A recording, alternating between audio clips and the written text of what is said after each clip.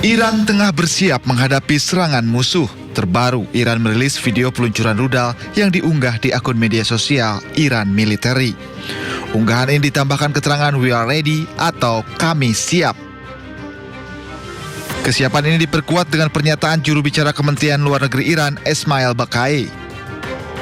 Esmail tegaskan, Iran tidak akan tunduk pada ancaman musuh. Iran mengaku siap dengan segala skenario dan akan melawan dengan segala kekuatan. دیپلماسی ما تردید نکنید هوشمندانه است. ما دیپلماسی رو با جدیت پیگیری می‌کنیم. در این حال قرار نیست ما مقهور رفتارهای ضد و نقیض و تهدیدهای طرفهای مقابل بشیم.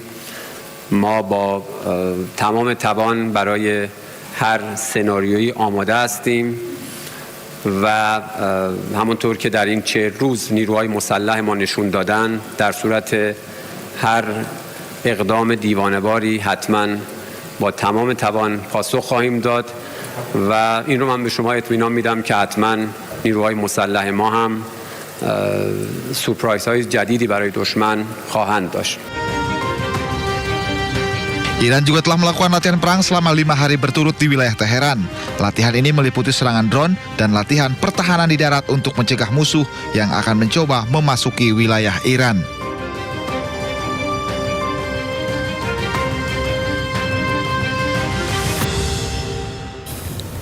Menariknya pemirsa, Iran pamerkan 3 drone miliknya di Teheran, Iran. Di depan warganya sendiri, Iran menunjukkan bahwa Iran masih memiliki senjata bila perang terus berlanjut.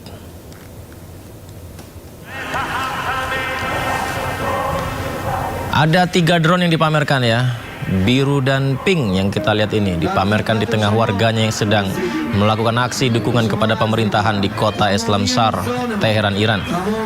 3 rudal diarak dan ditunjukkan kepada warga serta media.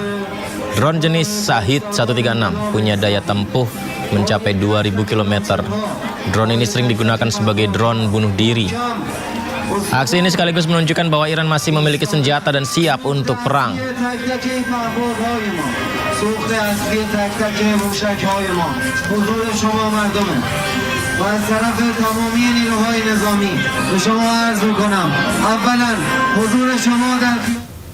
Setelah menutup Selat Hormuz, Iran ancam akan memutus kabel fiber optik di Selat Hormuz. Pemutusan kabel internet ini akan mengganggu perdagangan dan juga telekomunikasi di dunia.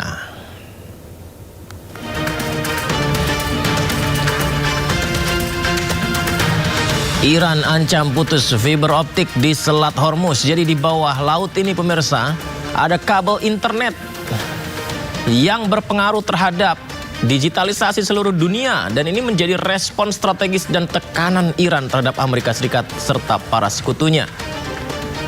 Laporannya, Iran akan menjadikan infrastruktur digital di Selat Hormuz sebagai sumber pendapatan baru atau sebagai bahan tawar-menawar ekonomi mereka.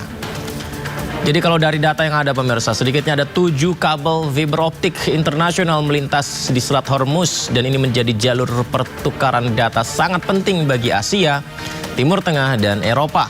Lebih dari 10 triliun dolar transaksi finansial global terjadi setiap hari melalui jalur yang menggunakan fiber optik ini.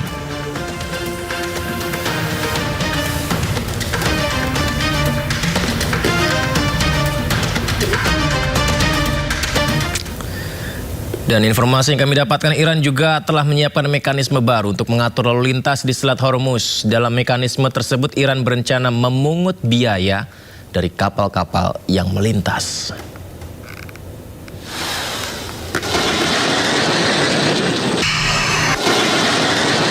Di tengah ketegangan di Selat Hormuz antara AS dan Iran yang belum kunjung berakhir, Iran berencana mengumumkan mekanisme baru di Selat Hormuz.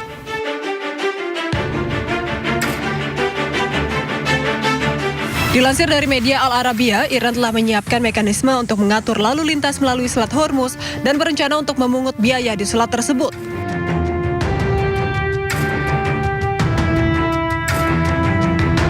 Dalam mekanisme tersebut, hanya kapal-kapal komersial serta pihak yang bekerja sama dengan Iran yang akan mendapat manfaat dari kebijakan ini. Diketahui Iran telah menutup Selat Hormuz sejak dimulainya perang dengan AS dan Israel pada bulan Februari lalu. Sementara Amerika Serikat masih memblokade jalur perairan tersebut hingga kini.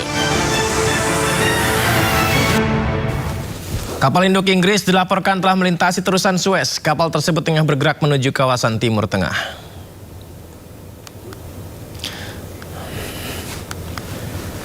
Inilah pemirsa, kapal militer Inggris mengumumkan telah melewati terusan Suez berlayar menuju kawasan Timur Tengah. Pergerakan yang disebut sebagai persiapan menghadapi kemungkinan operasi multinasional di Selat Hormuz. Misi ini bertujuan menjaga keamanan jalur pelayaran internasional. Selain itu, untuk memastikan kebebasan navigasi di salah satu rute energi paling vital di dunia.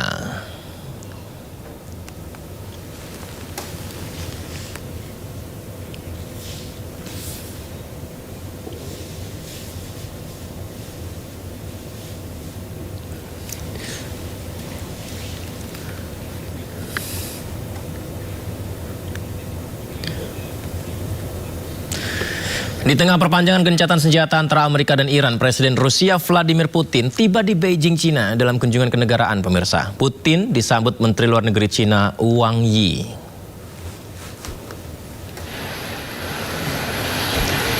Ya, kita bisa saksikan inilah proses kedatangan Vladimir Putin dalam kunjungan kenegaraan pada Selasa malam. Agenda pertemuan Putin dan Presiden Cina Xi Jinping membahas berbagai macam persoalan.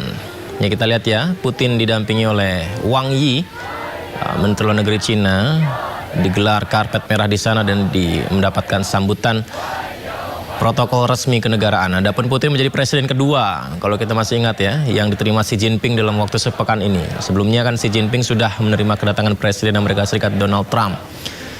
Nah, dalam kedatangan Putin ini, seperti yang kita saksikan, jajaran Kementerian Cina menyambutnya, ditambah dengan penghormatan militer, serta tadi kita lihat ada sejumlah anak-anak yang membawa bendera Cina dan Rusia berdampingan di sana. Dan Putin langsung menaiki kendaraan negaraannya menuju lokasi penginapan di guest house.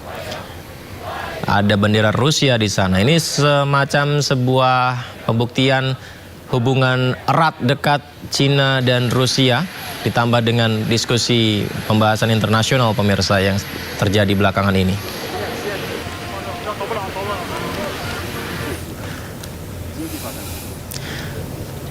Dan dua kepala negara ini juga sudah bertemu, seperti ketika kemarin menjamu Donald Trump.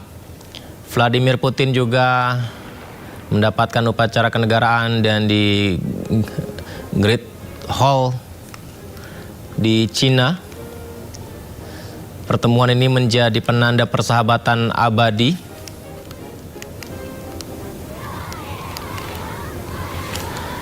Di mana pertemuan ini membahas sejumlah persoalan internasional dan banyak juga pihak yang merasa ini ada kaitannya juga terhadap apa yang terjadi di Iran.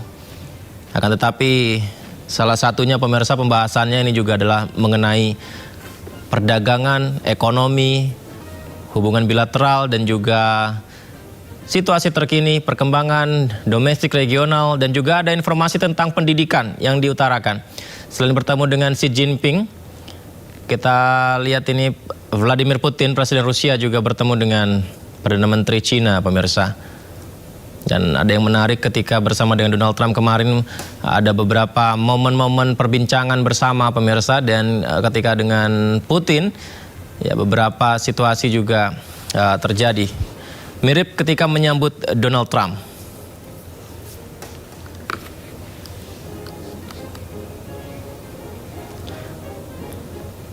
Ya, di tengah konflik Timur Tengah, Rusia Cina sepakat memperkuat kerjasama di bidang energi. Salah satunya dengan mendorong proyek pipa Power of Siberia.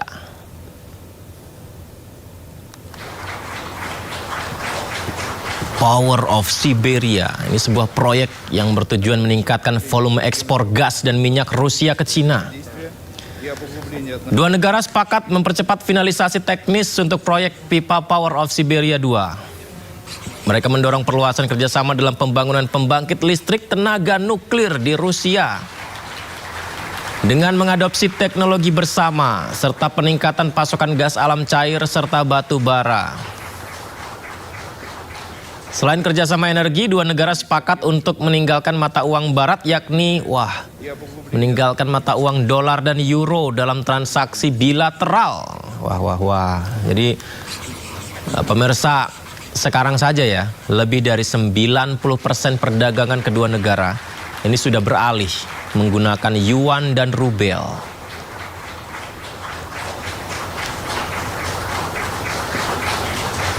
О дальнейшем укреплении всеобъемлющего партнерства и стратегического взаимодействия и